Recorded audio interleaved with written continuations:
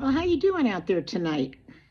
I hope you've been staying indoors safely today with all these terrible thunderstorms and flooding and all this other stuff that we have going on today. There's a lot of bad storms this week, so just please be careful out there. A lot of flash flooding, so just keep an eye on what your kids are doing and stay safe.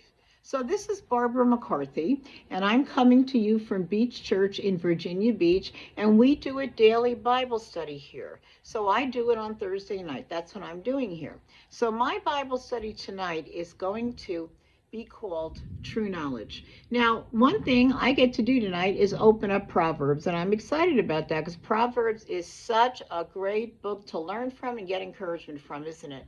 So basically, the reason I did call it True Knowledge is if we really study the Bible, the Proverbs book, in thoroughness, we will find the way to stay on the path of true knowledge, because the Proverbs give us wisdom, and wisdom leads us to true knowledge. Okay, so let's just look at the first proverb that we're going to look at tonight, Proverbs 1.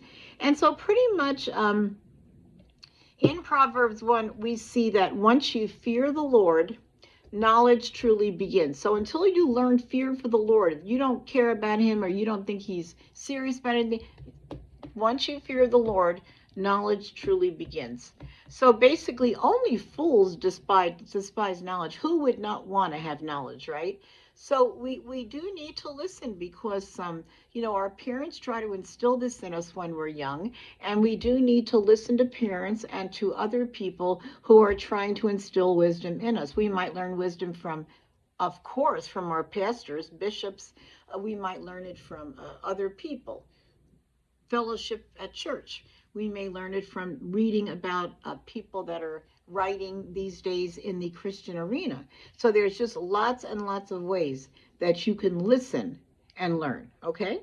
So basically, if you are a wise person, you submit willingly to God's loving correction. So, there have been many times in all of our lives when God had to correct us, and we remember those times. We remember how hard those times were. But God is a good father, and he is basically just correcting us and letting us realize that if we don't follow the ways of wisdom, we will not end up on the right road. Okay?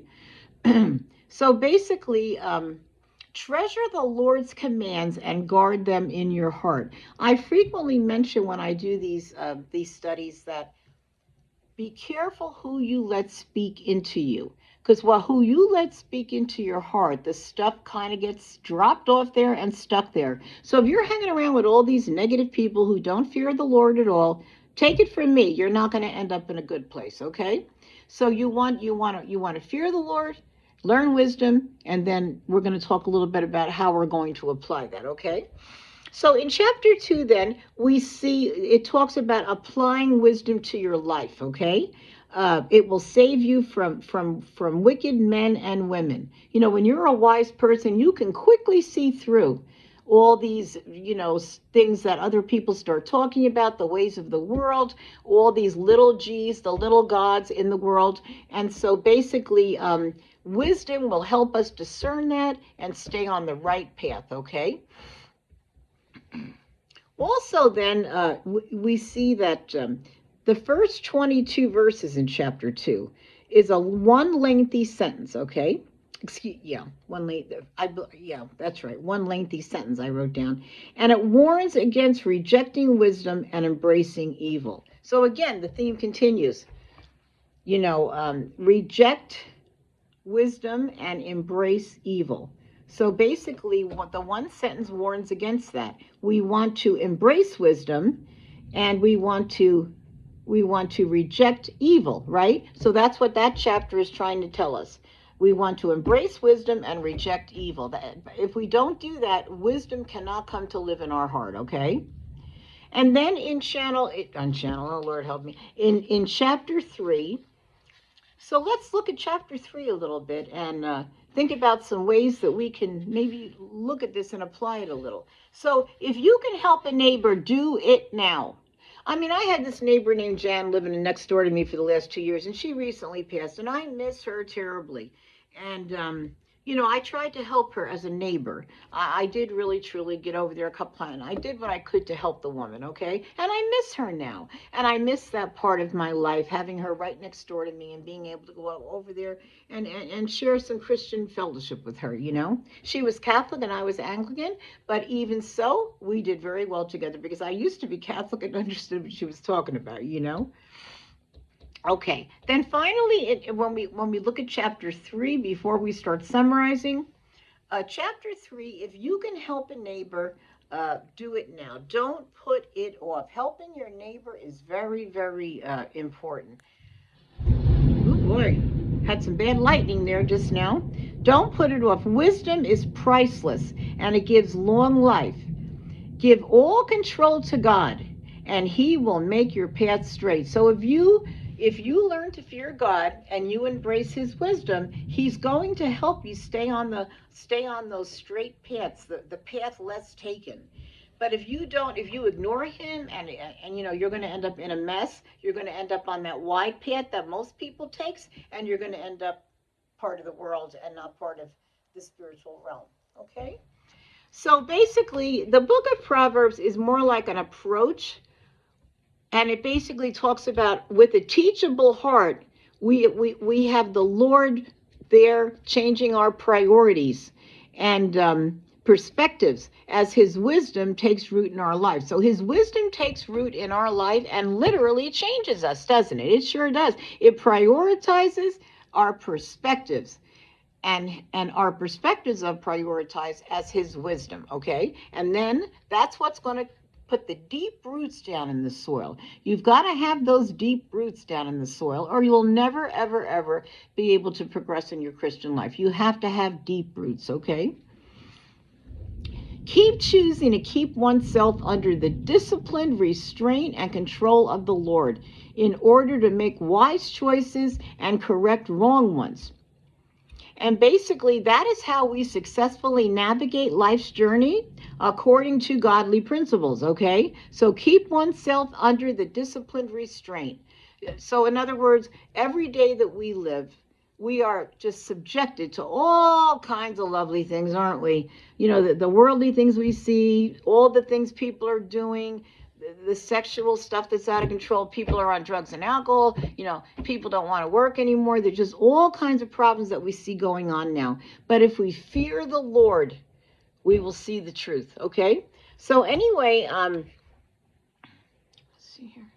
So basically, we want to make wise choices and correct wrong ones in successfully navigating a wise life, okay? By doing this and by staying on this path and working with the Lord on knowledge, true knowledge leading to wisdom, we achieve discernment between right and wrong, okay? And between good and evil also. And it makes us useful to God and valuable to the community, the regular community as well as our faith community. When you're discerning right and wrong, you are a valuable person to the town you live in, to the church you go to, and you can help other people that are having trouble with that discernment. You can, they might ask you, why did you do that? Why did you make that decision? Well, tell them how much you love the Lord, and tell them you just pulled it out of your heart, because that's where it's been for a long time. That's where you store all these wise things is in your heart. So don't be afraid to talk to people about how Jesus Christ has changed you. It's a wonderful thing, isn't it? It sure is for me. I'll tell you that. I can't get enough of it. Okay, so basically then, final thoughts on Proverbs, Psalms 1, oh, Lord help me, Proverbs 1 to 3, okay? So basically, we want to relate to our neighbors as a Christ follower. Don't withhold good from people. Don't say come back later because you don't have time for them. Don't plan any harmful things to happen to other people. Don't accuse without a cause. You have to know what you're an accusation is very serious. You better know what you're accusing them of. Don't envy a violent man or choose any of his ways. Violence is, in my opinion, is never the right choice, okay? Obviously, you have to defend your life sometimes. We have military people that have to use violence. We have these poor policemen that have guns pointed at them all the time. So, we have to look at that with, a fine-tooth comb, because, there are some times when people do try to protect themselves, So anyway, see where I was here. Okay, so then also we want to cry out and lift our voices in the name of the Lord. Keep seeking and searching for him. Keep seeking and searching for the Lord. He's there with you every minute of every day. But please keep searching for him, because, open your heart up, open your mind up, let him come in and lead you down that path he wants so dearly to show you. Because that's the path that's going to get you to everlasting life, okay? So, we want to live a life, a godly life that reflects us as a follower of Jesus Christ, okay? All right. Let me see here now if I have anything else I didn't share with you. Okay, so finally then, I'm going to, seek after wisdom. We talked about that now. And here's my final words for you. I'm going to read a verse here from Proverbs 3:5-6. Trust in the Lord with all your heart and lean not on your own understanding. In all your ways acknowledge him, and he shall direct your path. I've always loved that verse. That verse has been one of my favorite verses for all time. Chapter 3:5-6. So anyway, let's see. Yeah, it's in chapter 6, and it's told me it was 5-6.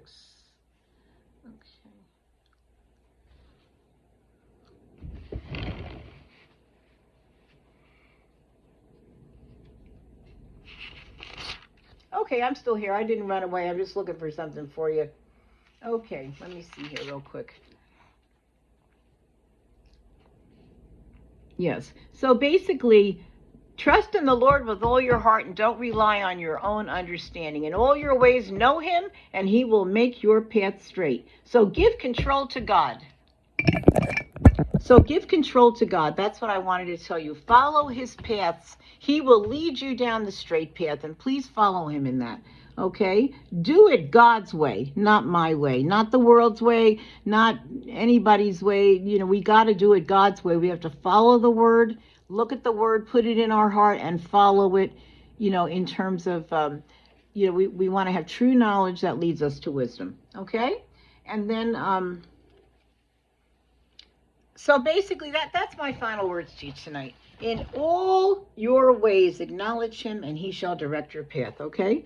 So I'm going to sign off now, guys, and I hope that you had a wonderful 4th of July, celebrated the Independence Day for our country, and I'm just asking you to stay safe in these bad storms we're having, and I want to tell you just how much God does love you. Always remember how much God loves you. And if that is an encouragement, I don't know what is. Okay, I'm going to sign off now. God bless all of you.